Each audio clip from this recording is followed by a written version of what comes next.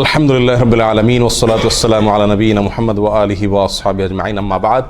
প্রিয় দিনী ভাইরা, আজ আমরা নবী আলাইহিস সালাতু ওয়াসসালামের একটি হাদিসকে সামনে রেখে কথা বলতে চাই, যে হাদিসটি সহিহ মুসলিমে বর্ণিত হয়েছে এবং একই ধরনের হাদিস সহিহ বুখারী সহ অন্যান্য হাদিসের কিতাবেও বর্ণিত হয়েছে। যে হাদিসে আমাদেরকে কবিরা গুনার ভিতরে সবচেয়ে বড় কবিরা গুনাহ, মহাপাপের ভিতরে সবচেয়ে বড় মহাপাপ যেগুলো, সেগুলোকে চিহ্নিত করে আমাদেরকে নবী আলাইহিস সালাতু ওয়াসসালাম সতর্ক করেছেন, আমরা যেন কবিরা গুনার ভিতরে, মহাপাপের ভিতরে আবার সবচেয়ে বড় মহাপাপ, সবচেয়ে বড় অপরাধ যেগুলো, সেগুলো থেকে বেঁচে থাকতে পারি। কোরআন এবং সুন্নাহয় যত নিষেধাজ্ঞা আসছে, এই সব নিষেধাজ্ঞাগুলোই মূলত বড়, কোনোটাই কি নয়, ছোট নয়। কারণ এই নিষেধাজ্ঞা আরোপ করছেন কে? আল্লাহ এবং তার রাসূল সাল্লাল্লাহু আলাইহি ওয়াসাল্লাম। আর আল্লাহ এবং তার রাসূল সাল্লাল্লাহু আলাইহি ওয়াসাল্লামের পক্ষ থেকে যখন কোনো নিষেধাজ্ঞা আসে, সেই নিষেধাজ্ঞা আর কি থাকে না, ছোট থাকে না, তুচ্ছ থাকে না। কিন্তু এরপরেও ইসলামী শরীয়তে আল্লাহ এবং তার রাসূল সাল্লাল্লাহু আলাইহি ওয়াসাল্লাম যত কাজ করতে আমাদেরকে নিষেধ করেছেন, সেগুলোকে দুই ভাগে ভাগ করা হয়েছে। কিছু হলো সগীরা আর কিছু হলো কবীরা। কিছু হলো ছোট অপরাধ, কিছু হলো বড় অপরাধ। ছোট অপরাধ হলো কোরআন এবং সুন্নাতে যে সমস্ত অপরাধগুলো, যে সমস্ত নিষিদ্ধ কাজগুলোকে সাধারণভাবে নিষেধ করা হয়েছে, সেখানে কোনো শাস্তির কথা বলা হয় নাই। আর যেই নিষেধাজ্ঞার পাশাপাশি কোরআন এবং সুন্নাহ আমাদেরকে শাস্তির কথা বলেছে, অর্থাৎ এই নিষেধাজ্ঞা অমান্য করলে দুনিয়াতে শাস্তি হবে অথবা আখিরাতে শাস্তি হবে। দুনিয়াতে তার জন্য কোনো সাজা নির্ধারণ করে রাখা হয়েছে, অথবা আখিরাতের কোনো শাস্তির কথা বলা হয়েছে, অথবা সেখানে কোনো লানত, কোনো প্রকার অভিশাপ, কোনো প্রকার শক্ত কঠোরতা আরোপ করা হয়েছে। এরকম যদি কোনো নিষেধাজ্ঞা হয়, সেটা হবে কি? কাবীরাহ বা বড় অপরাধ। ছোট গুনাহগুলোও আবার যদি কেউ বারবার করে, তাহলে সেটা কি হয়ে যায়? বড় অপরাধে পরিণত হয়ে যায়। কারণ সেটা এক পর্যায়ে আল্লাহ সুবহানাহু ওয়া তাআলার প্রতি, তার রাসূলের প্রতি বেপরোয়া ভাবকে কি করে? প্রকাশ করে। এই জন্য প্রিয় বন্ধুগণ, সব ধরনের অপরাধ থেকে বাঁচার জন্য কি করতে হবে? চেষ্টা থাকতে হবে। এই বড় অপরাধ যেগুলো, সেগুলোর ভিতরে আবার সবচেয়ে বড় অপরাধ আছে কয়েকটি। আব্দুর রহমান ইবনে আবি বকরাতা রাদিয়াল্লাহু তাআলা আনহু তার বাবা থেকে বর্ণনা করেছেন, তিনি রাসূল আকরাম সাল্লাল্লাহু আলাইহি সাল্লাম থেকে হাদিস বর্ণনা করেছেন, যে তিনি বলেছেন, আলা উনাব্বিউকুম বিআকবারিল কাবাইরি, তোমাদেরকে আমি সবচেয়ে বড় অপরাধ যেগুলো, মহাপাপ কবিরা গুনার ভেতরে আবার সবচেয়ে বড় কবিরা গুনাহ যেগুলো, সবচেয়ে বড় অপরাধ, সবচেয়ে জঘন্য অপরাধগুলো যেগুলো, সেগুলোর উপরে কি আমি তোমাদেরকে বলে দিব না? সেগুলো হলো তিনটি। আল ইশরাকু বিল্লাহ, এক নম্বর হলো আল্লাহর সঙ্গে শিরক করা। আল্লাহর সঙ্গে কি করা? শিরক করা। এর চাইতে বড় অপরাধ আল্লাহর জমিনে আল্লাহ সুবহানাহু ওয়া তাআলা আর সৃষ্টি করেননি। আর কোনো অপরাধ নাই যে অপরাধ শিরকের চাইতে বড়। প্রিয় বন্ধু, আমরা অজান্তে, অগোচরে, না বুঝে আমরা অবলীলায় কিন্তু অনেক ধরনের শিরক আমরা করে যাচ্ছি। দুই প্রকারের শিরক আছে, একটা হলো বড় শিরক আর একটা হলো ছোট শিরক। বড় শিরক কোনগুলো? বড় শিরক হলো এমন শিরক যে শিরকের ফলে মানুষ ইসলাম থেকে কি হয়ে যায়? বের হয়ে যায়। ইবাদত আল্লাহর জন্য করলো, অন্য কারোর জন্য করলো। সিজদা আল্লাহকে করলো, কোনো কবরে মাজারে গিয়েও করলো।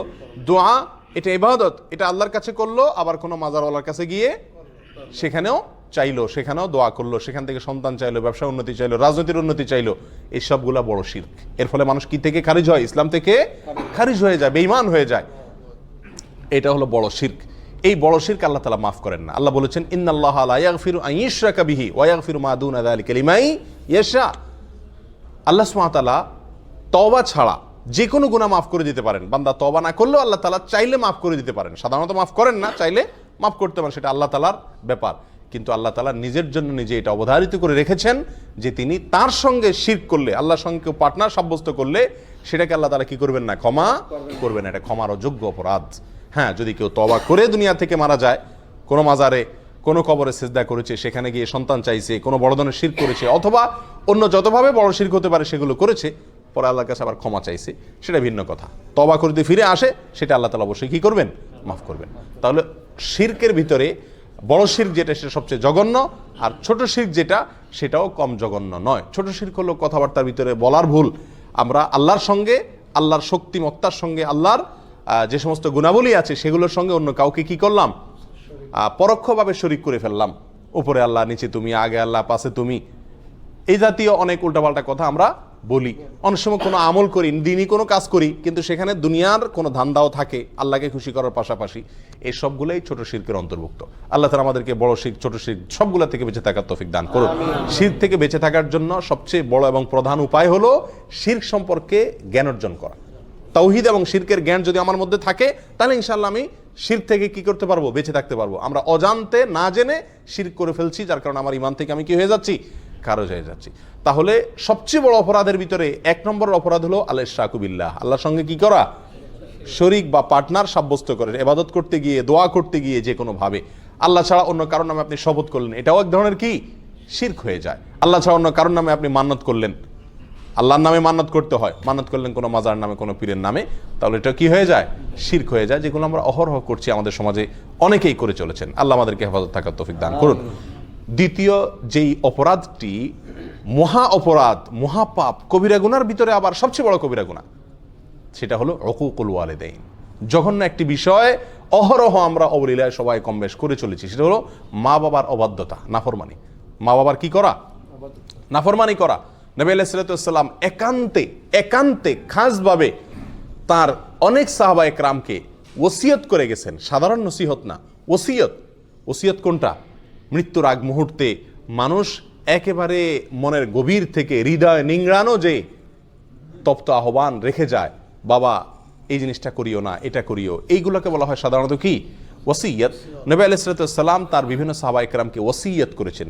ওসিয়ত শব্দ ব্যবহার করেছেন সাহাবায়ে কেরাম, যা আমাদেরকে রাসূল ওসিয়ত করেছেন মা বাবার নাফরমানি যেন আমরা না করি। যত বড় নির্দেশই করুক না কেন, মানতে আমার যতই কষ্ট হোক, মা বাবার নির্দেশ যেন আমরা লঙ্ঘন না করি। মনে যতই না বুঝুক, মনের সঙ্গে যুদ্ধ করে হলেও মা বাবার নির্দেশকে সবকিছুর উপরে দিয়ে রাখতে হবে। প্রিয় ভাইয়েরা, কোরআনেও আল্লাহ সুবহানাহু ওয়া তাআলা আল্লাহর সঙ্গে আল্লাহর ইবাদত করতে হবে, আর কারো সঙ্গে কি করা যাবে না? শিরিক করা যাবে না।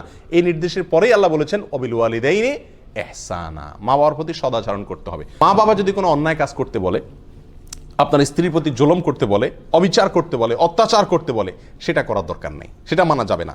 আল্লাহর নির্দেশের বিরুদ্ধে যদি কিছু করতে বলেন, দায় রাখতে নিষেধ করেন, নামাজ পড়তে নিষেধ করেন, তাহলে সেগুলো মানা যাবে না। বাকি এছাড়া যত সাধারণ নির্দেশ আছে মা বাবার, সেগুলোকে সব কিছুর উপরে অগ্রাধিকার দিয়ে মানতে হবে। এবং এটা মানা, বিশেষ করে আমাদের দেশের মতো যে সমস্ত দেশে যৌথ ফ্যামিলি ব্যবস্থাপনা আছে, সেই সমস্ত সমাজে মা বাবার হুকুম মানতে গিয়ে অনেক ধরনের সমস্যা দেখা দেয়। তারা যদি অযৌক্তিক কোনো নির্দেশ করেন যেটা আপনার সাধ্যের বাহিরে, তো সেটা আপনার জন্য মানা জরুরি না, কিন্তু তাদের সাথে ব্যবহার খারাপ করা যাবে না। নিজের স্ত্রীকে বলে রাখতে হবে, বা যাদের কারণে মা বাবার হুকুম মানতে কষ্ট হয় তাদেরকে বলতে হবে, দেখো এই জায়গায় আমি দুর্বল, আমার কিচ্ছু করার নাই, এখানে তোমাকে সবর করতে হবে। এককালে তুমিও বুড়া হবা, তোমার সন্তানদের কাছেও তোমার নির্দেশ অযৌক্তিক মনে হবে। সেদিন যদি তাদের স্নেহ, তাদের ভালোবাসা পাইতে চাও, তো আজকে তুমি সবর করো। কথা বুঝে আসছে? আল্লাহ তাআলা আমাদেরকে তৌফিক দান করুন। তাহলে দ্বিতীয় বড় অপরাধ, বড় অপরাধের ভিতরে, মহাপাপের ভিতরে সবচেয়ে বড় মহাপাপ, শিরকের পরে দ্বিতীয়টা হলো মা বাবার কি করা? অবাধ্য হওয়া। আল্লাহ যাদেরকে মা বাপ দিয়েছেন, দুজনের একজন বেঁচে আছেন অথবা দুজন বেঁচে আছেন, আমরা তাদেরকে কি করব? ইনশাআল্লাহ সন্তুষ্ট রাখার চেষ্টা করব। সর্বোচ্চ চেষ্টা থাকবে তারা যেন আমার প্রতি অসন্তুষ্ট না হন। বারবার মাপ চাবো, বারবার মাপ চাবো, অন্যায় করবো আবার পায়ে ধরে মাপ চাবো। মা বাবার কাছে কখনো মানুষ কি হয় না? ছোট হয় না।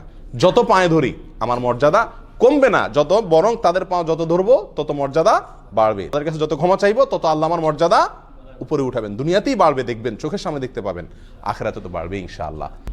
আল্লাহর এই জমিনে এই দুইটা লোক, মা বাবা, এদের সামনে আমি শক্ত হব না, এই জায়গায় আমি মাটি হয়ে যাব। আল্লাহ আমাদেরকে তৌফিক দান করুন। তৃতীয় যে অপরাধটি, সবচেয়ে বড় অপরাধ, কবিরা গুনার ভিতরে সবচেয়ে জঘন্য কবিরা গুনাহ, এটা হলো ওয়াশাহাদাতুজ জুর আও কাউলুজ জুর, মিথ্যা সাক্ষ্য দেওয়া। কি দেওয়া ভাই? মিথ্যা সাক্ষ্য দেওয়া। এই হাদিস বর্ণনাকারী সাহাবী বলছেন যে নবী আলাইহিস সালাম হেলান দিয়ে বসে কথাগুলো আমাদেরকে বলছিলেন। এই তৃতীয় নম্বর পয়েন্টটা বলতে গিয়ে নবী আলাইহিস সালাম হেলান থেকে উঠে বসলেন সোজা হয়ে, আর বারবার বলতেছিলেন ওয়াশাহাদাতুজ জুর, ওয়াশাহাদাতুজ জুর, ওয়াশাহাদাতুজ জুর। এতবার তিনি বলতেছিলেন, আমরা তখন মন থেকে চাইছিলাম যে রাসূল যেন একটু থামে, আর কত বলবে, অর্থাৎ বিষয়টা আমাদের উপরে অনেক কঠিন হয়ে যাচ্ছে। এত বারবার তিনি বলছিলেন। মিথ্যা সাক্ষ্য দেওয়া অপরাধ সমূহের ভিতরে, কবিরা গুনার ভিতরে এটা অনেক বড় মাপের কবিরা গুনাহ। এখন আপনারা কেউ বলবেন যে মিথ্যা সাক্ষ্য দেওয়া, এটা তো আমাদের জীবনে খুব, এই পরিস্থিতির সম্মুখীন আমরা খুব কম হই। সাক্ষী দেওয়া এটা তো আদালতে হয় সাধারণত, আদালতে অনেকে আছে আমরা জীবনে একবারও যাই না, বেশিরভাগ লোক যাই নেই। তাহলে মিথ্যা সাক্ষ্য দেওয়ার এই বিষয়টা থেকে তো আলহামদুলিল্লাহ আমরা মুক্ত না ভাই।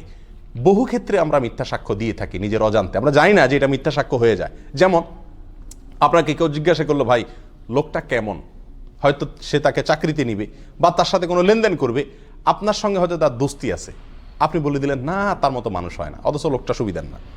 অথবা আপনার সঙ্গে তার শত্রুতা আছে, লোকটা কিন্তু ভালো, আপনি বলে দিলেন না সে কি মানুষ নাকি, মানুষের জাত না। এটা কি দিলেন আপনি? মিথ্যা সাক্ষী দিলেন। কথা বোঝাতে পারছি? আমাদের দেশে, গ্রাম দেশে জিনিসগুলো বেশি হয়, শহরেও কম বেশ হয়। বিয়ে শাদী উপলক্ষে হয়তো কেউ মেয়ে দেখতে আসছে দূর থেকে কোনো গ্রামে, অথবা ছেলে দেখতে আসছে, তো জিজ্ঞাসা করলো আপনাকে যে মেয়েটা কেমন ভাই, ছেলেটা কেমন ভাই। তো আপনার সাথে সম্পর্ক যদি ভালো থাকে, তত ব্যাড রেকর্ডই থাকুক তাদের, আপনি বলে দেন কি, আরে ভাই এ তো হাজারে একটা, মাশাআল্লাহ। আর যদি আপনার সাথে সম্পর্ক খারাপ থাকে, তখন বলে দেন কি, যত ভালোই হোক, বলে দি ভাই আপনি যেমনি আসছেন তাড়াতাড়ি সরেন ভাই, আল্লাহ বাঁচাইছে, আমার জিজ্ঞেস করছেন আপনারা, একবার দরা তো খাইছিলেন, এখন সর্বনাশ, হায় হায়, আর জায়গা পান নাই আপনারা। এই সমস্ত কথা আমরা বলি কি বলি না? এগুলো সব কি? মিথ্যা সাক্ষী দেওয়া। লোকটা ভালো বা মন্দ, যেমন আমি যতটুকু জানি ততটুকু বলতে হবে, তার সাথে আমার সম্পর্ক যাই থাকুক না কেন, না হলে সব কি হয়ে যাবে? মিথ্যা সাক্ষ্য হয়ে যাবে। মিথ্যা সাক্ষ্যের আরো বহু চিত্র আমাদের সমাজে কম বেশ আছে। ছোটখাটো বেজালে, গন্ডগোলে, ফাসাদে, মারামারিতে, ঝগড়াঝাটিতে, বিচার অথবা মানে বিচারের মতো কোনো সালিশি যদি হয় বা এই জাতীয় কোনো মিউচুয়াল হয়, তো সেখানেও দেখা যায় আমি প্রত্যক্ষদর্শী, অনেক সময় আমি সাক্ষী দিতে চাই না, সাক্ষ্য দিতে চাই না। সাক্ষ্য দিতে না চাওয়া এটা একটা অপরাধ। আর মিথ্যা সাক্ষ্য দেওয়া, সাক্ষী দেওয়া, এটা কি? অপরাধের ভিতরে, বড় অপরাধের ভিতরে মহা বড় অপরাধ। আল্লাহ তাআলা আমাদেরকে এই তিনও মহা বড় অপরাধ থেকে বেঁচে থাকার তৌফিক দান করুন। এরকম আরো বেশ কয়েকটা অপরাধকেও মহা বড় অপরাধ হিসাবে অন্যান্য হাদিসে সাব্যস্ত করা হয়েছে, শামিল করা হয়েছে। তার ভিতরে একটা হলো জেনা করা, মানুষ হত্যা করা। আজকাল যে আমরা ভ্রূণ হত্যা করি, এটাকেও কোনো কোনো জায়গায় এরকম মস্ত বড় অপরাধ বা মহা বড় অপরাধ হিসাবে সাব্যস্ত করা হয়েছে। ভ্রূণ হত্যা অর্থাৎ সন্তান গর্ভে আসছে, আপনি সেখান থেকে কী করলেন? হত্যা করে দিলেন ওষুধ দিয়া অথবা বিভিন্ন প্রসেসের মাধ্যমে। এগুলো সবগুলো বড় অপরাধ। আল্লাহ তাআলা আমাদের সকলকে এই বড় অপরাধগুলো থেকে বেঁচে থাকার তৌফিক দান করুন। বিশেষ করে এই হাদিস থেকে আমরা যে তিনটি অপরাধের কথা জানলাম, শিরক করা, মা বাবার অবাধ্যতা এবং মিথ্যা সাক্ষ্য দেওয়া, এগুলো থেকে হাজার হাজার মাইল দূরে থাকার তৌফিক দান করুন। জাযাকুমুল্লাহ ওয়া আখিরু দাওয়ানা আলহামদুলিল্লাহি রাব্বিল আলামিন।